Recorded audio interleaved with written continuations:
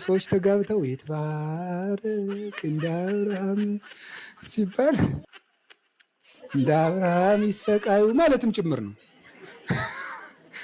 ሰው ማወቅ አለበት። እንደ ሳራም ይሰቃዩ ማለት ነው። እንደ አብርሃም እና እንደ ሳራም ልጃተው ይኖሩ ማለት ነው። መዝሙሩ ራሱ ማለት ነው። እና እኔ ብዙ ጊዜ ሰርግ ላይ ስብከት ተጠርቼ ብጠራም አልሄድም ብዙ ጊዜ። ምክንያቱም የምሰብከው ይህንን ነው እና ሰርጋቸውን አበላሻቸዋል እያልኩ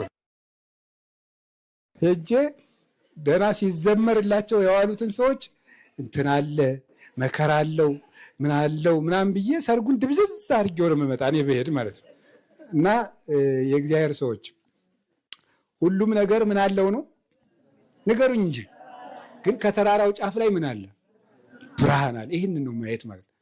በምንኩስናም ቢታገሱ ቢወጡ ቢወርዱ ምንኩስናም እንደምታዩት አሁን እኔም እንደለበስኩት ካባ እሳቸውም እንደለበሱት